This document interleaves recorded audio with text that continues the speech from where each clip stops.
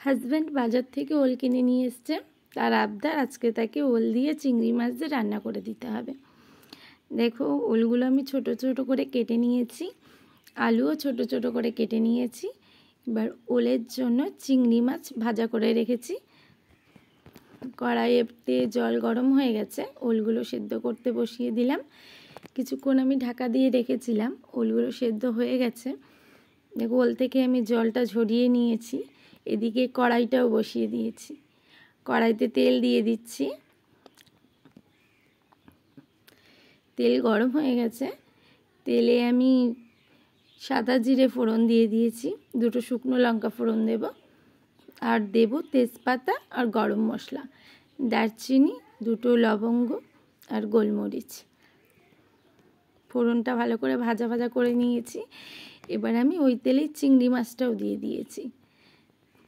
চিংড়ি মাছটা আর একটু ভাজা করার পরে 1 চামচ মতো আদা বাটা দিয়ে দিয়েছি। একটু ভালো করে নাড়াচাড়া করে নেব। আদা বাটা থেকে একটা গন্ধ বেরোয়, সেটা যাতে না বেরোয় খুব ভালো করে ভাজা করে নিচ্ছি। এবার আমি একটা বাটিতে 1 চামচ জিরের গুঁড়ো, 1 চামচ ধনের গুঁড়ো আর 1 চামচ লঙ্কার গুঁড়ো দিয়ে দেব, আর পরিমাণ মতো একটু হলুদ দিয়ে দেব। সব কিছু একটু জল দিয়ে খুব ভালো করে গুলিয়ে নেব। দেখো আমি জল দিয়ে দিচ্ছি, খুব ভালো করে আমি গুলিয়ে নেব মশলাটা। গোলানো আমার প্রায় রেডি হয়ে গেছে। দেখো এবার আমি কড়াইতে ওই মশলাটা দিয়ে দিলাম। এবার খুব ভালো করে নাড়াচাড়া করে নেব। মশলাটা খুব ভালো করে একটু ভাজা ভাজা করে নেব।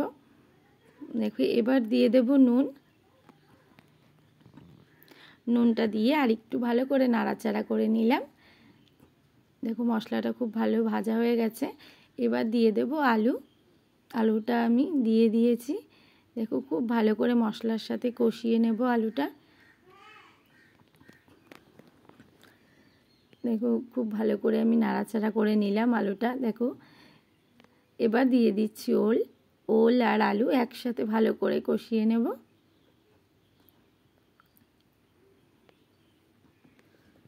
দেখো খুব সুন্দরভাবে ভাজা করে নিচ্ছি। দেখো আমার কষানো হয়ে গেছে। এবার আমি জল দিয়ে দিলাম।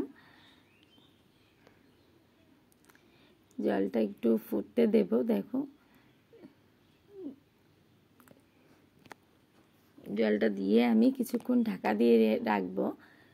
দেখো কিছুক্ষণ পর এই যে ঝোলটা কি সুন্দর ফুটছে, দেখেছো? এখন ঝোলটা প্রায় হয়ে এসছে। নামানোর আগে একটু ঘি দিয়ে দিলাম। গরম মশলা যেহেতু আমি ফোড়নে দিয়েছিলাম, সেজন্য আর পরে দিলাম না। আমার রান্না রেডি। কেমন হয়েছে অবশ্যই জানিও।